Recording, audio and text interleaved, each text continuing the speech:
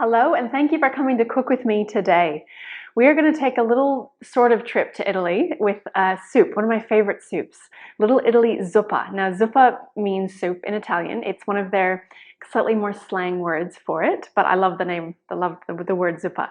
So anyways, we're going to go and we're going to explore some different Italian flavors, but the principles behind the session today are going to be all about making soup easy, making it flavorful, and showing you just how much of a staple it could be possibly for you in your busy family or your busy week.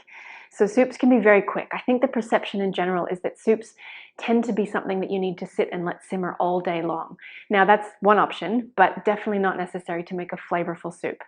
One thing to keep in mind though is that it'll always taste better the next day. So do make sure that you're making enough to have leftovers for tomorrow's lunch or another dinner time.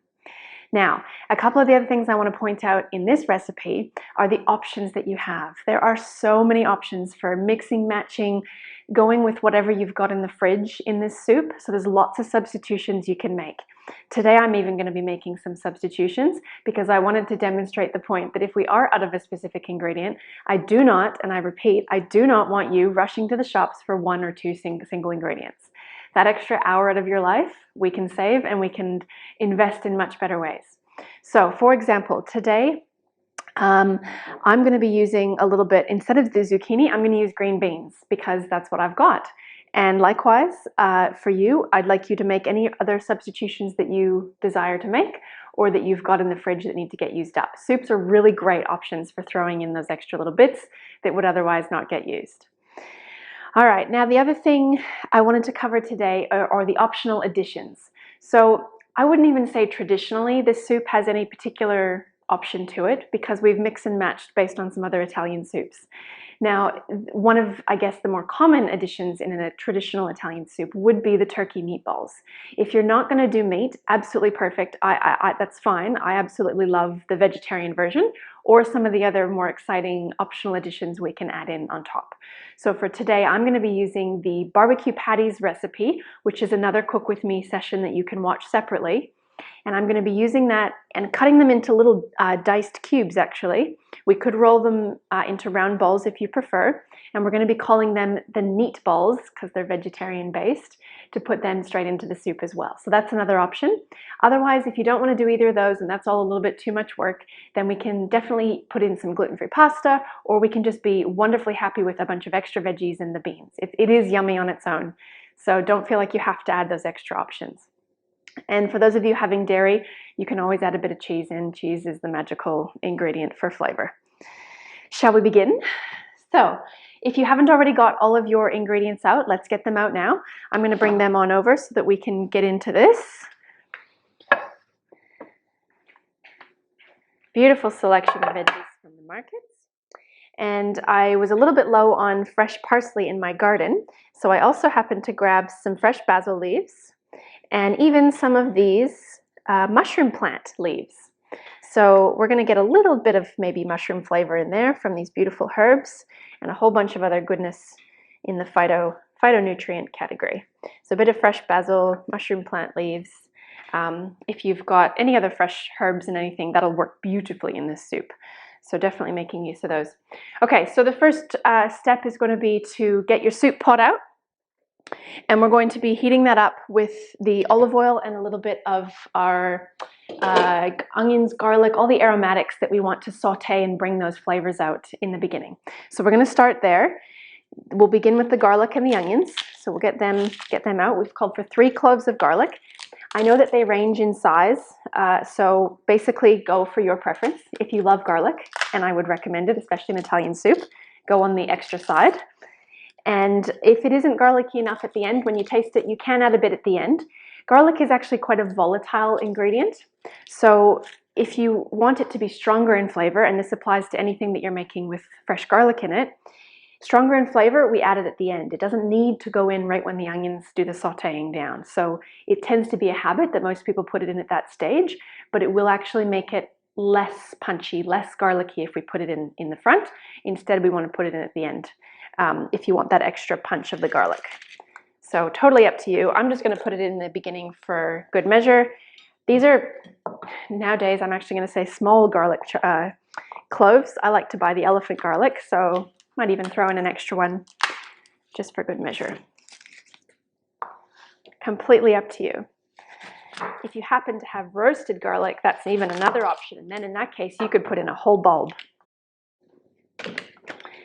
All right, so chopping our onions, you could also employ the use of a food processor at this stage, if that's something that would be easier for you and you don't mind how sort of the end look, how everything's cut.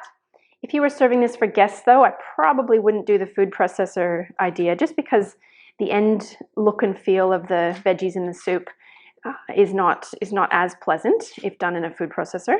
If you just need to get the dinner on the table though for the family and they don't necessarily look before they scarf it down, then definitely you could use the food processor to speed things along. All right, so we'll just get our onions underway here. There we go.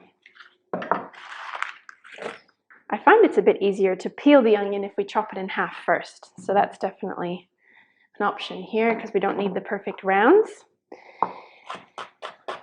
So it doesn't matter too much the size of things. This is going to be a personal preference for you, how you like the either more chunky or less texture in your soup, entirely up to your taste buds.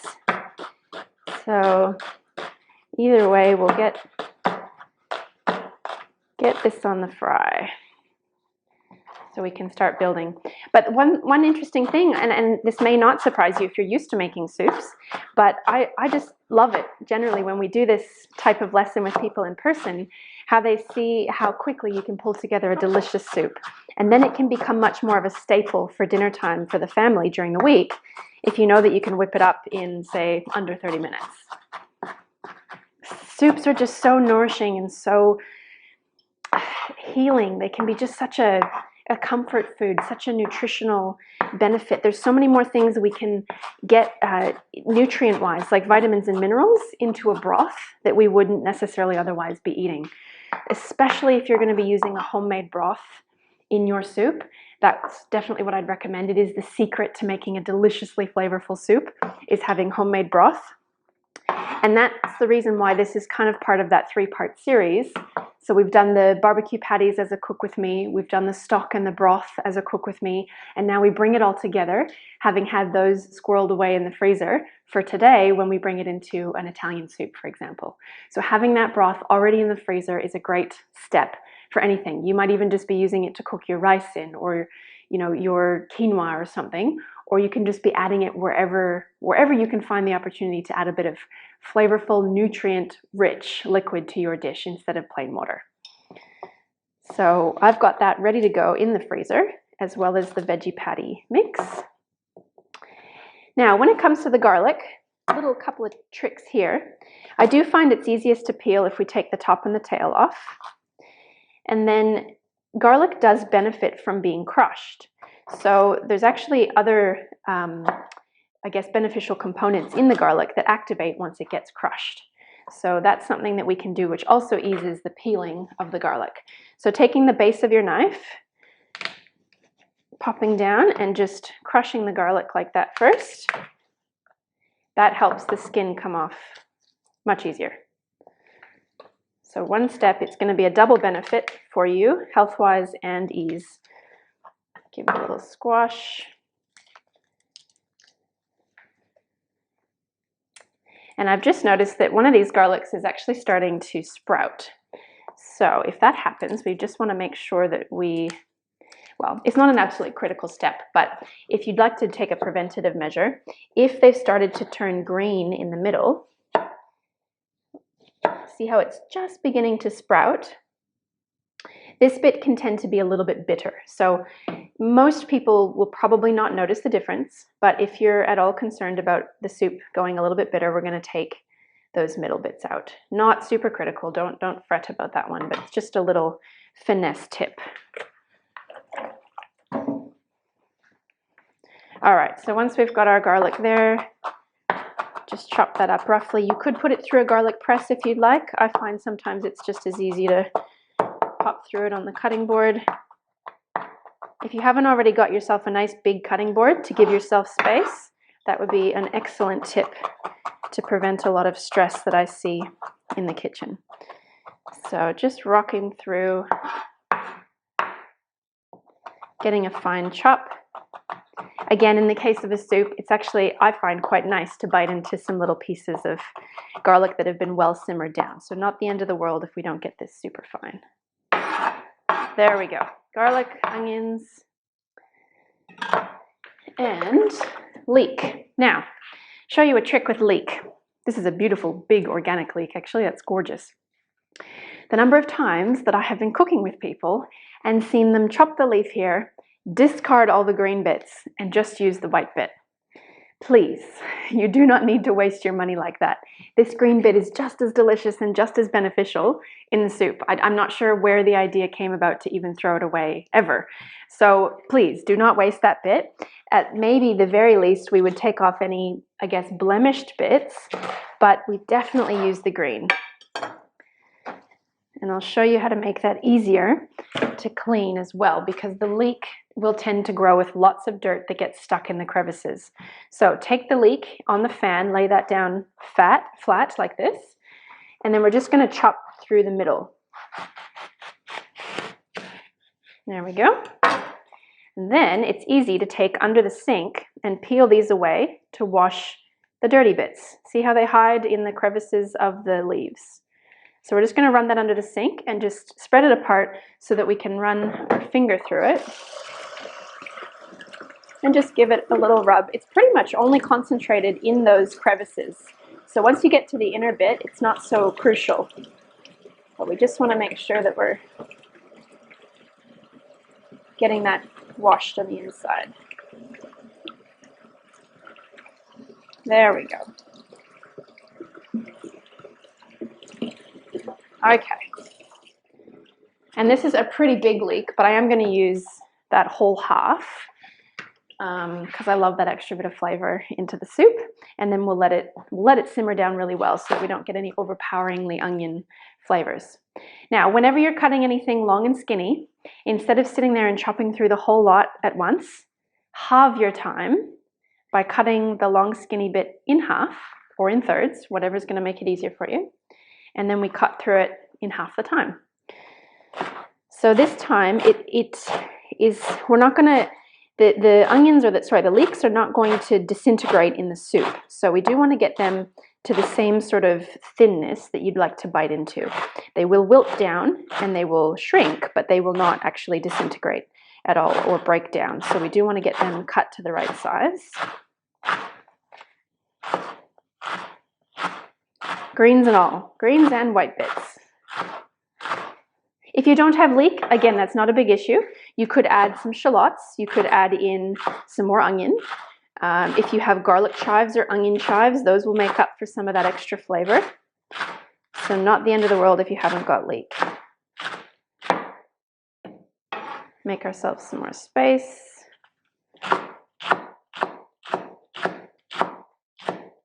There we go.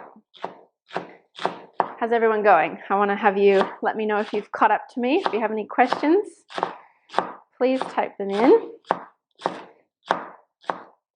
If there's anything that I would love to help people become more comfortable with, it's soups. I've noticed, particularly in Australia, that the culture is less soup orientated, and I think that's climate related. But at the same time, soup in the middle of summer is often the way that a lot of cultures actually cool down. So believe it or not, in the Asian cultures and things, they actually have warm soups because by warming the inside of the body, it helps the body know that it's hot and it'll actually cool the body better. So there's actually some sort of opposite intuitive thinking about that, I guess, that it actually can improve. So, and you also don't have to eat a soup piping hot. You could just have it lukewarm, or you could even have it cold. So don't think that a soup is just for wintertime. It's definitely more nourishing and satisfying when you curl up with a warm bowl of soup, but it's certainly not limited to wintertime. All right, so we're pretty much ready to get this sauteing down in the pot. At this point, it's up to you. I like to get the soup going so that we can save a bit of time in the end. If your preference is to cut everything first and then cook later, absolutely okay. But we're going to get this into the pot now, let that simmer down, come back, chop these up, and I'm going to show you the veggie beef or the veggie patty meatballs that we're going to put in the soup as well. So let's bring that over, get that happening. Okay, so into the pot, We're just probably medium to high heat. We don't necessarily want to saute it or fry it, but it's okay to have a higher heat. One other trick when it comes to soup is actually to dry fry or dry cook the other veggies that we're going to be putting in before we add in any liquid. So oftentimes I'll see people when they build a soup, they'll just put the liquid in straight away and expect everything to cook down. I find it's A, faster, and B, a nicer flavor if we kind of pre-saute all the veggies first in the pot and then add the broth after. So entirely up to your preferences. A good splash of olive oil, 2 to 3 tablespoons should be about good. Nothing like a bit of Italian olive oil for creating a good base to an Italian soup. All right, I'll pop those in. Looks like a huge volume. Hope that this will reduce down very nicely once we get it sauteing. All right. And because we're going to be doing a little bit of stirring before we're actually using a soup ladle, I'm just going to use the wooden spoon instead first. All right, give my hands a rinse, and then we'll go back and finish chopping some more veggies. So super quick and easy.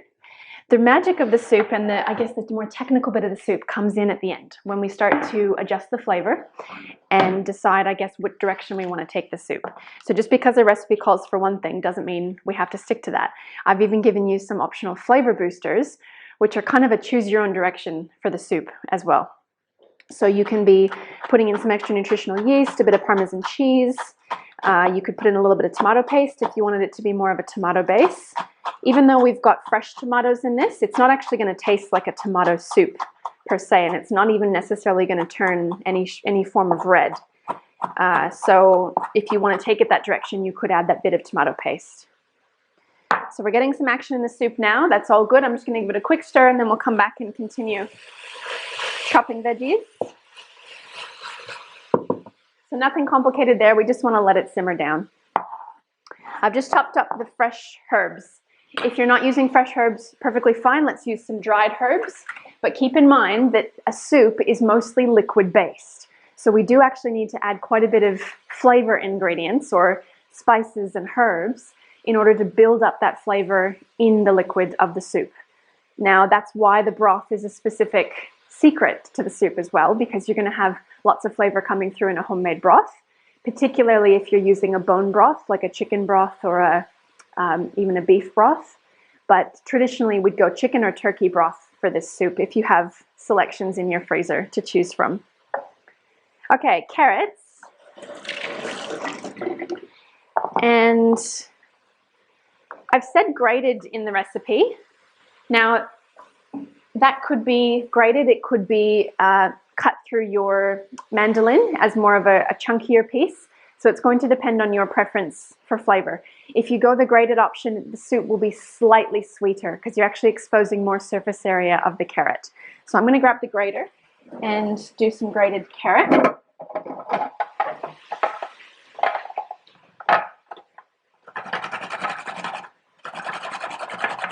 I've got a double-edged grater here, so it actually grates in both directions, saving me half the time.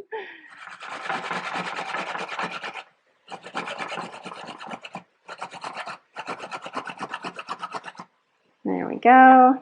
Some nice fresh baby organic carrots from the market.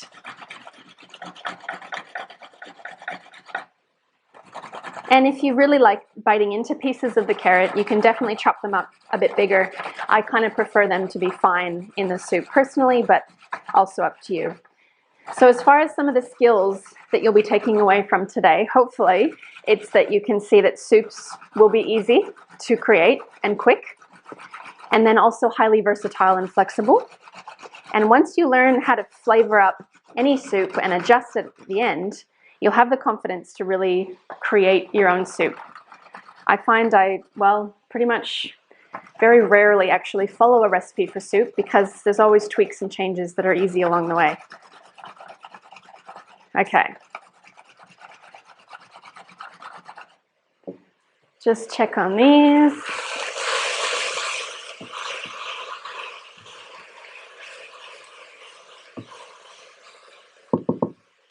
It's It's all right to get a little bit of, I guess you could say, browning on the bottom of the pot.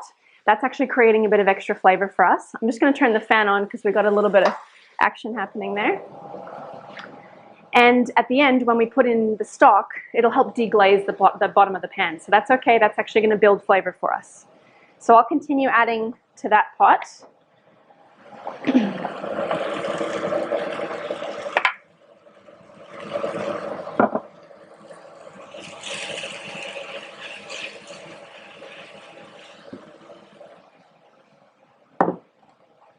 And then when we add the tomatoes, that extra bit of liquid will also help calm the pot down as well.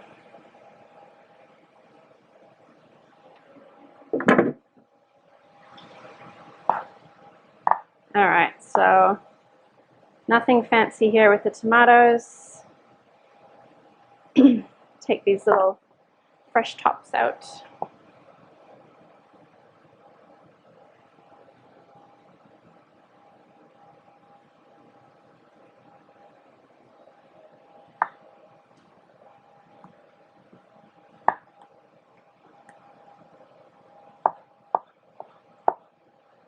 If there are any Italian grandmothers out there watching, I apologize if I've done anything blasphemous to the Italian way. I just wanted to give, I guess, reference to how much I love the idea of Italy. I've only been there briefly once, but it was absolutely incredible and I can't wait to return. So in the meantime, I like to pretend that I get to escape there with some of the flavors more quintessentially from Italy. Okay, so again, you can chop your tomatoes any shape or size you wish. It just depends on what you feel like biting into.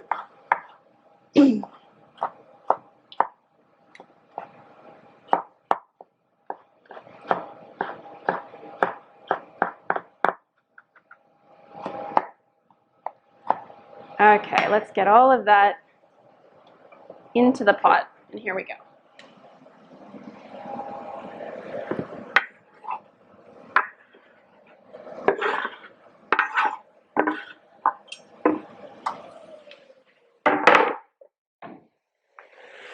Okay, so see how we're getting a little bit of a slight bit of browning at the bottom of the pot? That's absolutely perfect, actually, because that's going to build a lot of extra flavor. And now we've got that extra liquid from the tomato that'll calm it all down, but also speed up our cooking. So there we go. Okay. Last but not least, we'll do the beans.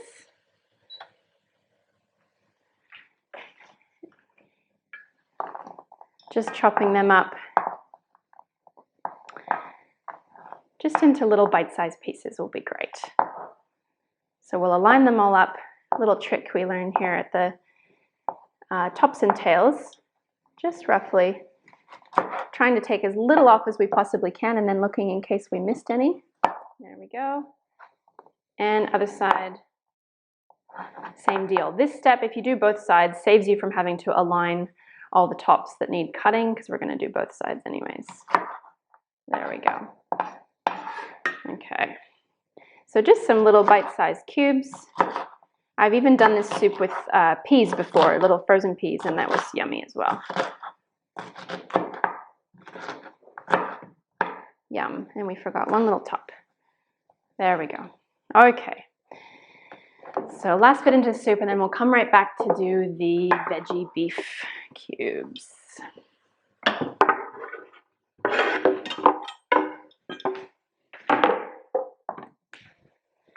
All right.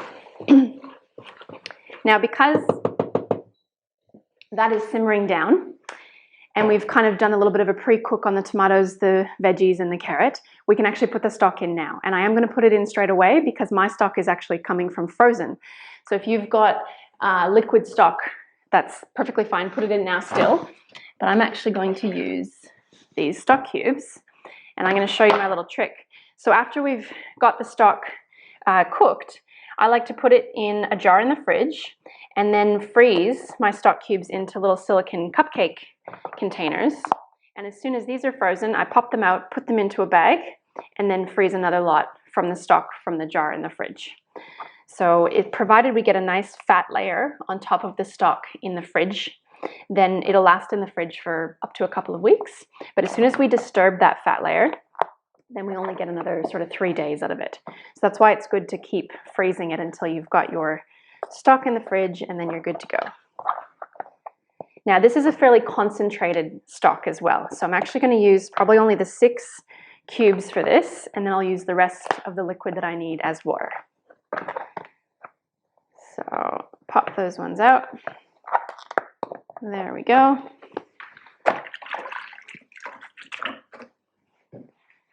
And we'll put those guys into the soup and keep the others in the freezer.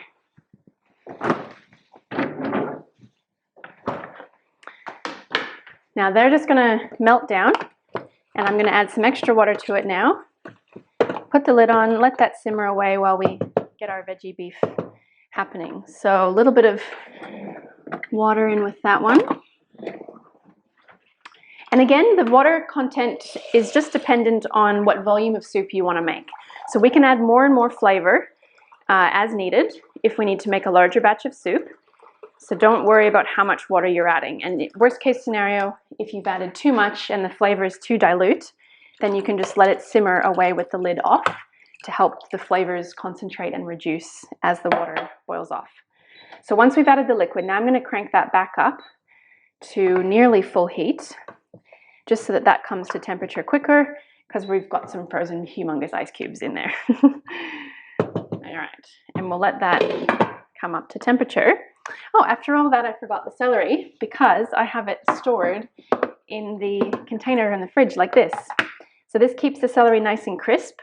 Not too late. I think I'm actually still going to add some in because it's one of my favorite flavors. So my apologies on forgetting that one. I'll just chop up a little bit and add that in after. Ideally, that gets sauteed in with the other veggies. But if you forget like I did, then we can always put it in after. So chop through that one quickly. Celery is not quintessentially Italian, I don't think. I'm not sure where celery originated from in the world. If anyone knows that answer, please let me know, or someone can Google it. But it is definitely a flavor that goes well in pretty much all Italian cooking that I've had in terms of the soup category. So I'm not going to forget the celery. And it actually, when you store it like that in liquid in the fridge, it keeps it really nice and crisp and delicate, really nice and crispy, basically. It's easy to bite into. It's not stringy or tough.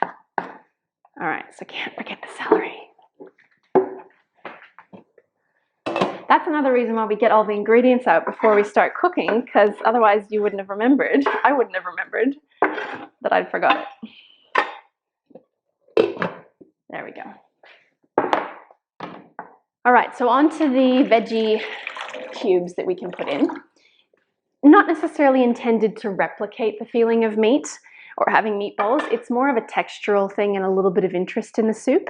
So rather than the soup getting one-dimensional, I like to add a little bit of something special just to make it a full meal so that you don't feel like you need to have soup and something. When we make it a full meal with the complements of something special like the beans, the pasta, if you're going to put rice or quinoa or even the meatballs, then all of a sudden it's a complete meal and we're not feeling lack at the end of having soup for dinner.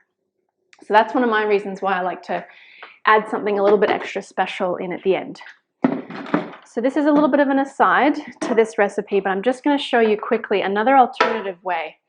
So I've made up the barbecue patty recipe as per the Cook With Me demonstration, but I've just done it in a container like this instead of as individual bowls. And I've put the layer of baking paper down first so that we can do this little trick.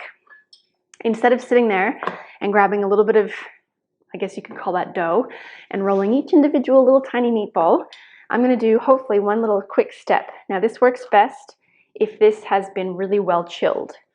But we basically cut it like little squares. And then we're going to do we can either cook them straight like this, and you could have cube soup, which would have a little bit of a novelty in and of itself. Or we can take these little squares, and it makes it that much easier to then roll and pop into, you could even pop them into a little bowl of polenta. so that they absorb on the outside. And if we want to get really efficient and crafty, hope this works. It doesn't always work. If your dough is right and if it's firm enough, this will work. So you separate a few little balls and then we do a mass roll attack. And again, it only works if the dough is hard enough. Sometimes we get two of them go together, but you can do a little roll of all of them at once. It's a really great skill to practice and to get the kids helping you with. But if you really want round balls instead of cubes, then hopefully that'll save you a little bit of time as well, because there's nothing worse than sitting there going, I'm not having meatball soup. Not that I've ever heard anyone say this, or my mother. We're not making meatball soup. That takes hours. So this is hopefully a little trick that you can do a bit easier.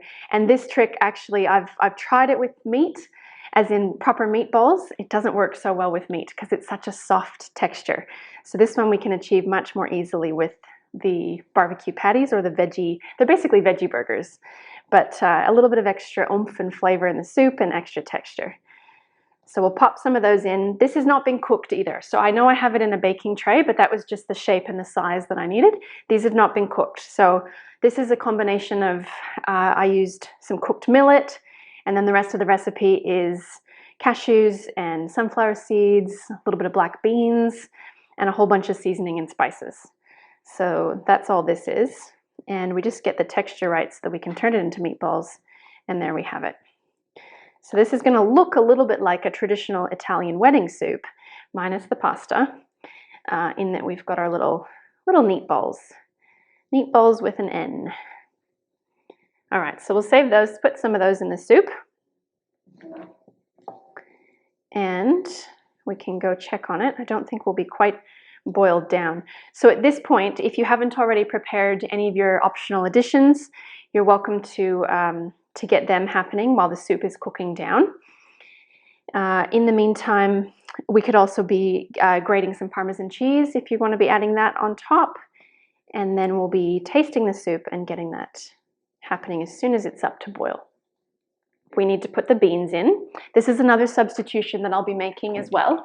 So if you haven't got the white beans, which are, I guess, the more traditional ingredient in the Italian soup, I'm actually going to be using kidney beans, which are also delicious, a little more colorful.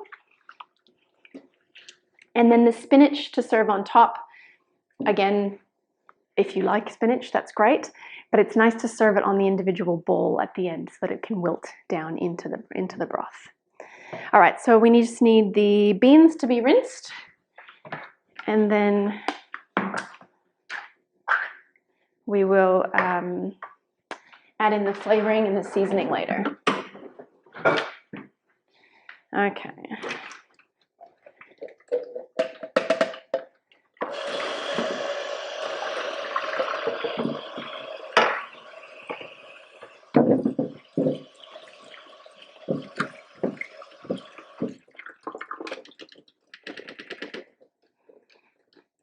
Easy, they can go in straight away.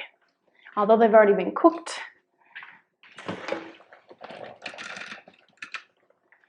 All right, now you might want to come over here and have a little look of how things are going. So because we cranked it up to high again, we've got a nice boil and simmer happening here. So this is exactly what we're looking for. And by this point, even though the veggies might not be completely cooked to our liking, we can still have a taste and start getting the flavor of the soup up to our palate's desire. So one little trick for flavor, not necessarily to make it taste vinegary as such, but a little bit of balsamic vinegar or glaze is a great option. So roughly 2 teaspoons. And again, better off erring on the side of less and then adding more in at the end if you need to. Grab yourself a tasting spoon. And we're going to flavor up the soup before we add in the optional additions or the other flavor elements in the event that you decide you want to blend your soup slightly. So let's have a little taste. We haven't added any salt yet, so expect it to taste quite bland. The reason for tasting before we salt is so that you can start to learn the difference between taste and flavor. They are 2 very different things. So taste is actually representative of certain areas on our tongue, such as sweet, salty, sour, bitter, and umami, unless you're looking at the Eastern philosophy. So Those are tastes on the tongue, whereas flavor is, for example, the difference between onion and watermelon. Those are different flavors. So flavor we're going to be developing right now in the soup, and then the taste of saltiness, is it salty enough, is it sweet enough, is it sour enough, whatever those tastes are, we want to balance out within the flavors. So we taste the flavor first, and then we adjust the tastes if we need to later. Okay, excellent. So what you're looking for here is probably more just experience and to see the difference, to see the effect that salt has on a dish. So we're not going to be adding salt to the point of it tasting salty. We want to use salt as a tool to accentuate the existing flavors. If you're using a good quality salt, so Celtic or Himalayan salt, then don't worry about adding even 2 to 3 teaspoons. Keeping in mind that this soup is going to be at least 4 to 6 servings, and the amount of salt that someone would add on their own individual plate after it's been so-called seasoned appropriately is going to be way more than what we're going to be adding into the soup now. So I guess what I'm saying is don't worry about adding 2 to 3 teaspoons of salt to an entire huge pot of soup, especially if you're using the good quality salt that comes with the 82 to 84 trace minerals, so that the body can recognize it and actually use it. This is actually beneficial salt for the body. We need this, as opposed to table salt or rock salt or iodized table salt. Totally different story. The body doesn't recognize that. It's been stripped and devoid of all the other minerals. So like I said, we'll start with less. That was 2 teaspoons. We'll have another taste and we'll see how we go. So give that a good stir. The nice thing about salt is you get your answer straight away. You don't have to let anything kind of cook longer to give you your answer.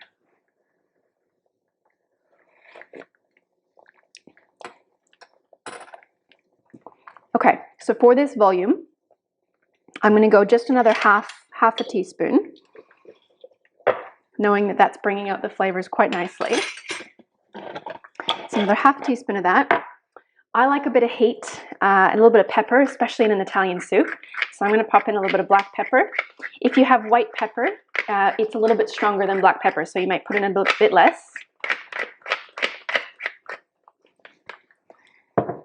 And I hadn't added the thyme yet either, so let's add all of that.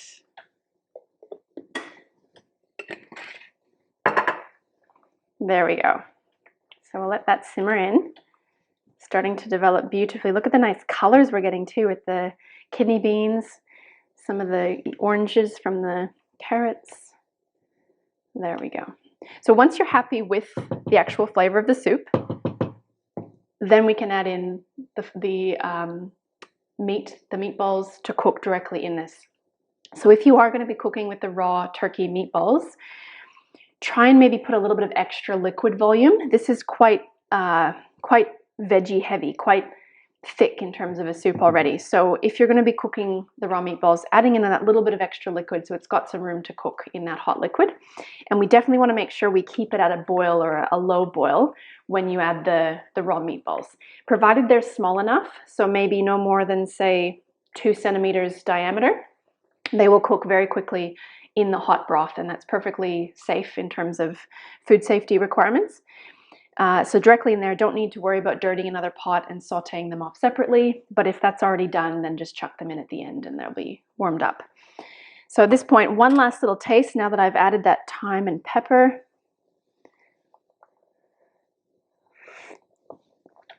Oh yes, that made a huge, awesome difference. Delicious. Okay, cool. If it's still not punchy enough in flavor for you, definitely you can add some nutritional yeast, you can add the tomato paste, you can add the Parmesan cheese either now or at the end, completely up to you, but I'm loving what that's doing right now. So we're just going to put in those veggie meatballs into the dish now, just let them warm through. These don't necessarily need to cook as such, although there is one egg in there, so that'll cook quickly. And then at the very end, before we serve, then we'll put in the spinach. So I'll just pop those little meatballs, sorry, with an N. There we go.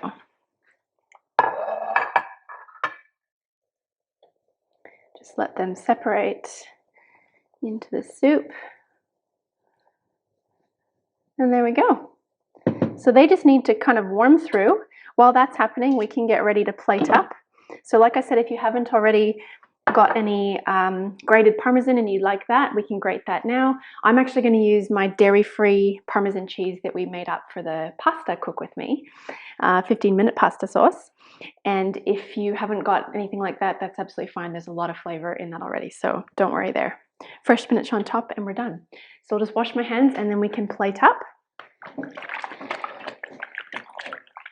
And again, please, if you have any other questions, do feel free to ask. I'm going to grab a soup bowl. And we'll just let those have another minute or so to cook and to warm through.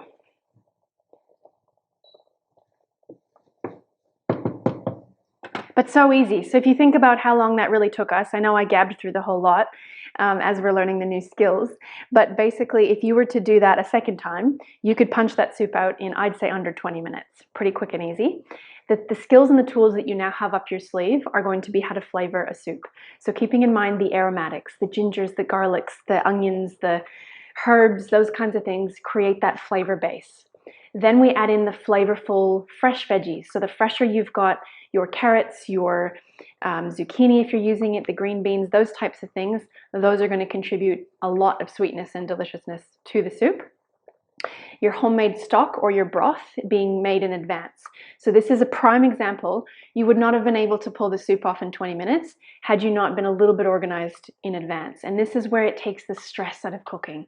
So having that stock kind of rolling and happening in your freezer at all times, making sure you've always got that on hand, will save yourself so much time and energy, not to mention health and nutrition benefit by having that little bit of organization happening. The other step that you have in advance is potentially having these extra meatballs or even your turkey meatballs already rolled and done in the freezer. So that's another step. Just for example, that batch that I made, that's going to be plenty. I only used not even a quarter of that batch in here for the soup. So that'll be plenty now to put in the freezer. And it's these little types of steps that if you can develop these habits every single time you do a single food prep session for dinner, then all of a sudden you'll feel the roll-on and you'll feel the benefit of this organization without even necessarily trying. So that's, I guess, the steps and the learnings I'd love for you to take away from this is the efficiency side of it, the how do we get organized without feeling like I've got to get organized. It just happens automatically. And if there's any feedback that I get from people, it's that once they've discovered what it means to have the roll-on, as in to just be organized and have things ready to go as you need them, then it makes everything easier. All right, we are ready to serve. So let's get a nice big bowl of soup happening here. See, would anyone be able to tell the difference between those meatballs and regular meatballs? I don't think so. All right, so let's do a little bit of spinach on top, and you can watch that wilt into the soup. And then I'm going to grab the dairy-free Parmesan cheese that you can store either in your fridge or in the pantry. I prefer to keep it in the fridge if I've got a really big batch of it, because then it is guaranteed to not go off. And we'll give a nice generous sprinkle of that onto our soup as well, because I love it. There we have it. Little Italy Zuppa. I hope you enjoy your Italian soup, and I hope that it's something that you can actually do really easily within the week. This is also an amazing thing to start getting the kids used to having at school the next day for lunch. So talk about gourmet. Bring back the coolness of the little thermoses at school. Heat this up again for them in the morning in a little saucepan, not in the microwave, please. In a little saucepan, put it in their little thermoses for lunch, and start getting the kids used to having real home cooking instead of sandwiches every day for school. So please enjoy, and please type in your questions. Show us what kind of soup you plated up at the end. I want to see all your different variations and options, and we'll see you on the next Cook With Me.